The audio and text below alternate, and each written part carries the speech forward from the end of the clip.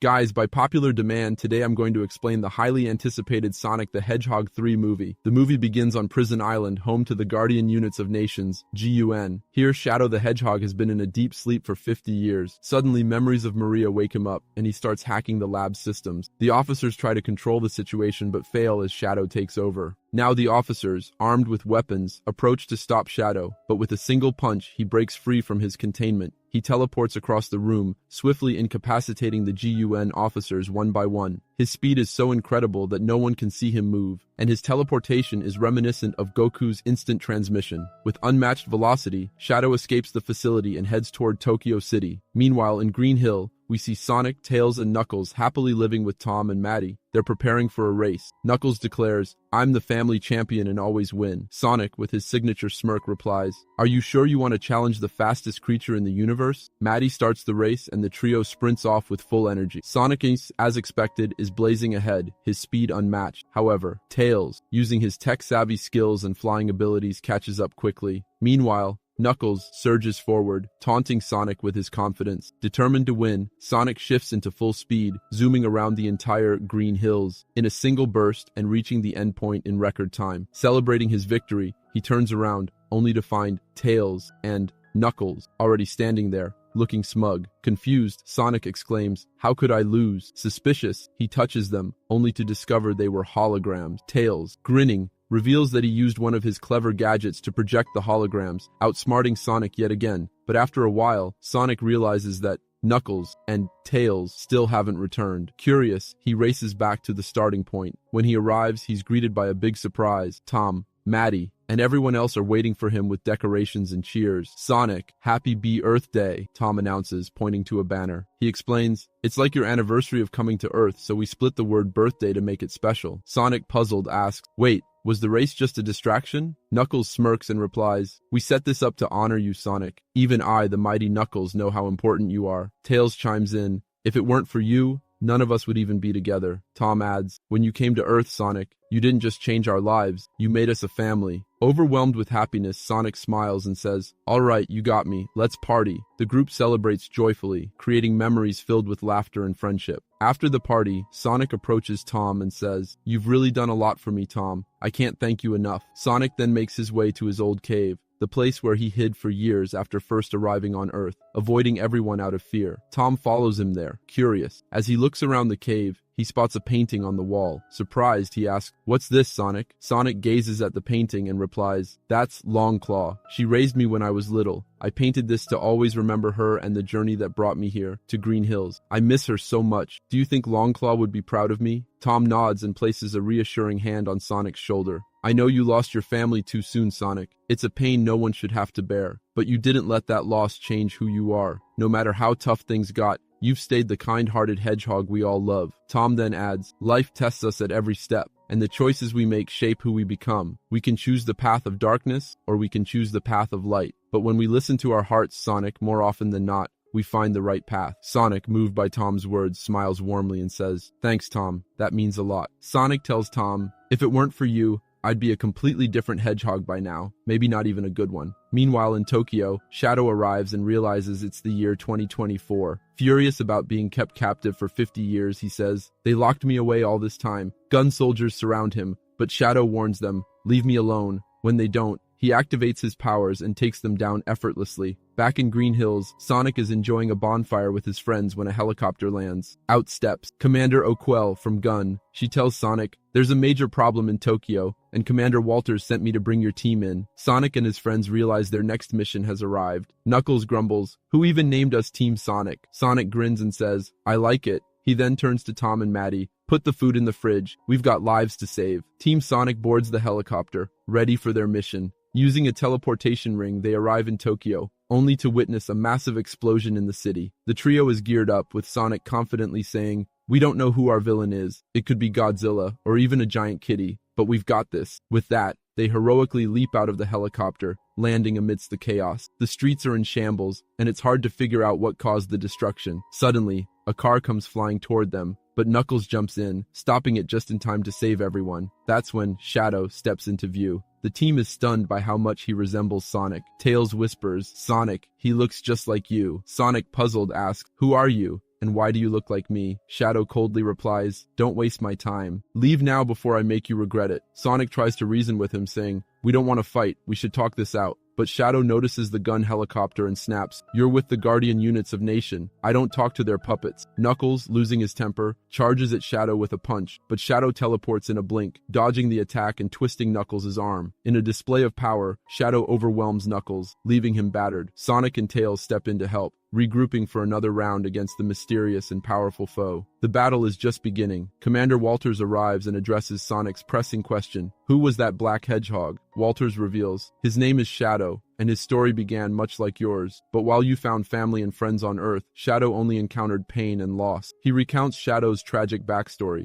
Nearly 50 years ago, a meteor crashed near Oklahoma, and inside it was Shadow. His abilities, fueled by chaos energy, were beyond anything scientists had ever seen. Initially, they believed Shadow's power could usher humanity into a new era, but their hopes were dashed when a catastrophic lab accident occurred, destroying the facility and taking the life of Maria, Shadow's closest friend. Dr. Gerald, the project leader, was held responsible and imprisoned, while the Shadow Project was permanently shut down. Unable to control Shadow's dangerous abilities, the authorities decided to put him into stasis, sealing him away indefinitely. Walters concludes grimly, but now, Shadow is free, and his powers pose a threat unlike anything we've ever faced. Sonic, Tails, and Knuckles absorb the weight of this revelation, realizing they're up against an opponent driven by both unimaginable power and profound grief. Sonic realizes that Shadow, who has been dormant for 50 years, must have been freed by someone. The commander agrees, noting that very few people knew about Shadow's existence. Suddenly, a swarm of robotic drones appears, firing at Sonic and his friends. Sonic quickly alerts everyone to duck, but the explosions cause chaos. A drone locks its sights on Sonic and his team. Tails wonders aloud, how are these robot drones even here? Robotnik was destroyed. Sonic and the team believed that Robotnik had been eliminated in their last battle, but it now appears that he survived. Amid the chaos, a mysterious biker arrives with advanced gadgets. Using these, he disables the attacking drones with an electric shock. Sonic approaches him, asking, who are you? But the biker leaves without a word. Sonic rushes back to the commander, who is gravely injured. Handing Sonic a key card, the commander says, this is the key to the most powerful weapon ever created by the gun organization. I trust you to keep it safe. Sonic accepts the responsibility, determined to protect the key at all costs. The commander takes his last breath as gun soldiers arrive, surrounding the entire area. Sonic and his team manage to escape just in time. Director Rockwell, now in charge, searches the scene for the key but finds nothing. However, she discovers a photo of Sonic and concludes that he must have taken the key. Frustrated, she says,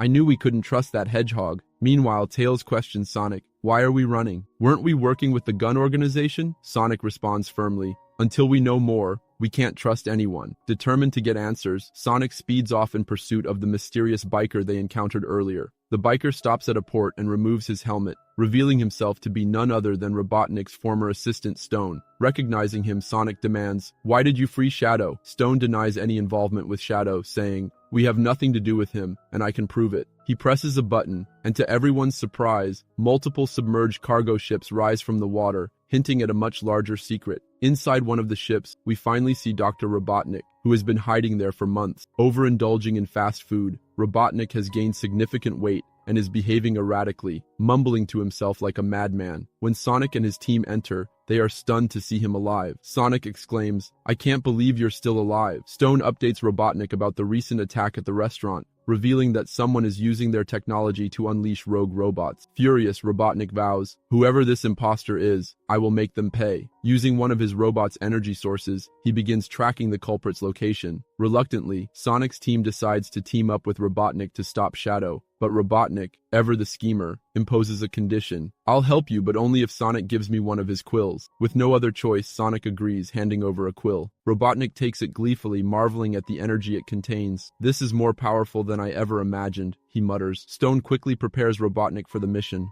Meanwhile, we cut to Shadow, who arrives at the very lab where he was held in stasis for 50 years. As he wanders through the desolate facility, memories flood back. Among the rubble, Shadow finds Maria's old skating shoe, which brings back haunting flashbacks. The scene transitions to Shadow's past, showing his close bond with Maria and the experiments that led to his creation, giving us a glimpse into the pain and loss that shaped him into who he is today. Maria was Dr. Gerald's granddaughter and often visited the lab where Shadow was kept. Shadow was confined in a dome, and Maria would sit by his side, trying to strike up conversations with him. Over time, their bond grew stronger, and they began spending more time together. Shadow, however, was often melancholic due to the experiments being conducted on him in the lab. One night, Maria sneaked Shadow out of his dome. Together, they lay under the open sky, gazing at the stars. Maria shared something her grandfather once told her. The light from these stars takes years to reach Earth, and by the time we see them, the star itself might no longer exist. Shadow, intrigued, replied, "Even though it's gone, it continues to shine. That's truly fascinating." Maria then asked, "Which star do you come from?" Shadow hesitated and said, "I don't know much about my home." To this, Maria warmly responded, "Earth is your home now." Their peaceful moments didn't last long. One day, while they were in their small makeshift hideout, Dr. Gerald rushed in looking distressed. "We need to leave immediately," he urged. The lab was being shut down, and he knew the authorities intended to terminate Shadow. Determined to save him, Gerald and Maria fled with Shadow. However, danger was imminent. As they tried to escape, a soldier aimed his weapon at them. In an attempt to protect them, Commander Walters intervened. Unfortunately, a stray bullet hit a nearby container, triggering a massive explosion. The blast was devastating, leaving everyone injured and the lab in ruins, marking a tragic turning point in Shadow's story. When Shadow regained consciousness, he found Maria lying lifeless next to Dr. Gerald. Her death shattered both Gerald and Shadow completely. Soon after, Dr. Gerald was arrested and Shadow was caged once again. Recalling these memories, Shadow became deeply emotional. Just then, he heard footsteps approaching. It was none other than Professor Gerald himself. Shadow was stunned to see him alive. Gerald, with a somber expression, said, "I always knew you would return home." Shadow, still grappling with his emotions, replied,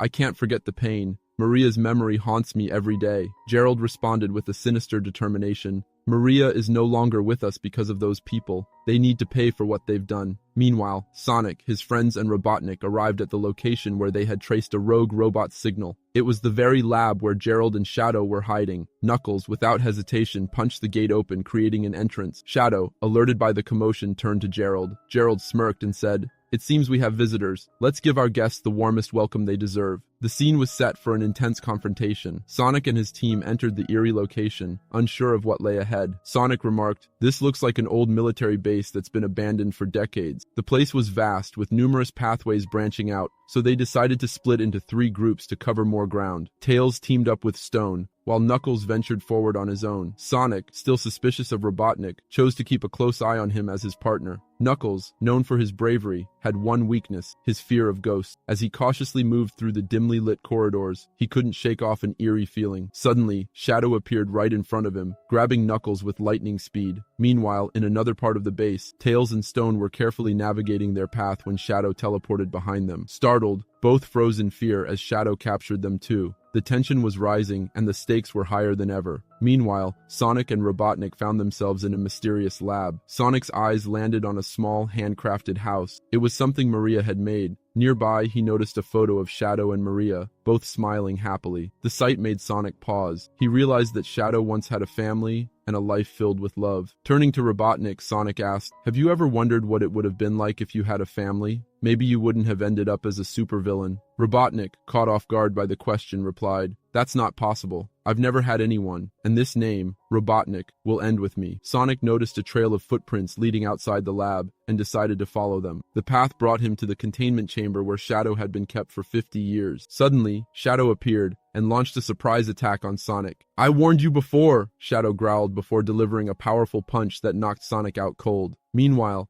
Robotnik stumbled upon one of his old robots and couldn't contain his excitement. As he admired the machine, an older man approached, singing a strange tune. Robotnik, puzzled, accused the man of being a thief, claiming, "You're just pretending. I'm the true creator of these robots." The man calmly responded, "No, I'm not pretending. I am your grandfather. My name is Gerald Robotnik." The revelation left Robotnik in utter shock. Robotnik was initially stunned to see Gerald, unable to believe his eyes. To confirm his identity, he asked Gerald a series of complex mathematical questions. Gerald answered each one with ease, leaving Robotnik amazed. Once convinced, Robotnik expressed his happiness but also his curiosity. "Where were you all these years? Why weren't you with me?" he asked. Gerald revealed, "I was imprisoned in a secret facility for 50 years, but now we're finally together, and we will work as a team." Meanwhile, Shadow had tied Sonic, Knuckles, and Tails to a large pillar. Sonic was shocked to see not one, but 2 versions of Robotnik standing before him. Gerald smirked and said, "2 Robotniks? That's nothing compared to what we're capable of." Sonic, struggling against the restraints, demanded, "How did you even free Shadow?" At that moment, Shadow acquired the key to the secret weapon. He turned to Sonic and declared, "The gun organization took everything from me.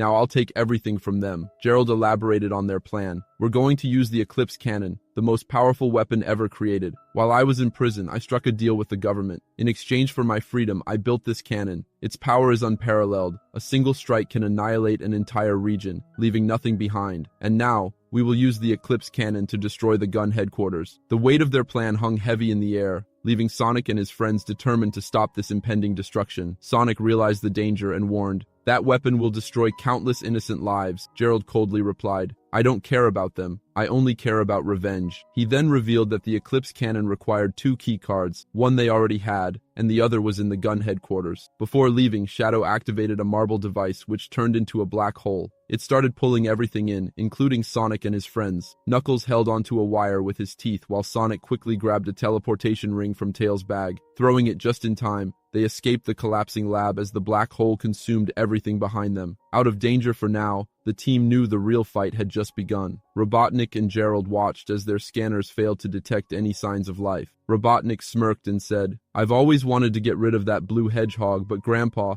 you took care of him in just one day." Gerald patted Robotnik's shoulder and replied, "My boy, together, there's nothing in this world we can't destroy." As the ship set its course for the gun headquarters, Stone announced, "It'll take us at least a day to get there." Gerald turned to Robotnik and said, "Let's use this time wisely, my boy. Let's bond and do all the things you've always wanted to do with your grandpa." What followed was a montage of pure joy for Robotnik. He celebrated his birthday, enjoyed Christmas festivities, and indulged in all the childhood moments he had missed. For the first time in his life, Robotnik felt genuine happiness with Gerald. But not everyone was thrilled. Stone, feeling neglected, watched from the sidelines, mumbling, "Looks like I've been replaced by Grandpa." His envy grew as Robotnik and Gerald continued to grow closer, sharing laughter and creating memories. Meanwhile, the ship steadily approached its ominous destination, leaving a storm of emotions in its wake. Stone feels dejected as he tosses his freshly brewed coffee into the trash, his mood spiraling downward. Meanwhile, it's revealed that Robotnik and Gerald aren't actually experiencing real-world events. They're immersed in an ultra-advanced VR headset experience. These headsets, much like enhanced versions of L-Vision, create hyper-realistic simulations, allowing them to enjoy an almost lifelike world. Back in Green Hills, Tom and Maddie are enjoying a peaceful moment together. Tom reflects, "Ever since Sonic came into our lives, it feels like saving the world has become our second nature." Just then, a portal suddenly appears, and Sonic, Knuckles, and Tails emerge from it. Sonic wastes no time, saying, "Guys, I need your help for a super dangerous top-secret mission." Maddie, eager for excitement, responds, "We were just sitting here getting bored anyway." Both Tom and Maddie agree to assist. Tails takes the lead to explain the plan. "We need to retrieve the second keycard from the gun headquarters. It's secured with an energy shield that incinerates anything that touches it. To disable it, we need to break into the headquarters, access their servers, and inject this USB drive. Once inside, we'll have complete control over the shield." Sonic interjects confidently, "Why not just let me zoom in with my super speed and grab the card? Easy peasy." Tails shakes his head, cautioning, "That's not going to work. The energy shield will reduce you to dust if you try to speed through. First, we need to disable it." And that's where Tom and Maddie come in. They can sneak into the tower unnoticed, but even getting inside won't be easy. You'll face laser grids capable of slicing anything into pieces. And the worst part? We have no blueprint of the layout, so we're heading in blind. The stakes couldn't be higher, but the group resolves to embark on the mission together, each preparing for the challenges ahead. Knuckles firmly declares, "The only way is to let Sonic use the Master Emerald again and become Super Sonic. He can retrieve the keycard with ease." Sonic disagrees. "We promise never to use it again. It's too powerful, and only Knuckles knows its location for a reason." After some debate, Sonic decides to follow Tails' detailed plan, saying, "It's risky, but it's the right path." Meanwhile, in London, Robotnik and Shadow arrive at gun headquarters with their own sinister plans, setting the stage for an epic showdown. To be continued. If you're excited for the next part, let me know in the comments. Don't forget to like this video and subscribe for more updates. Stay tuned.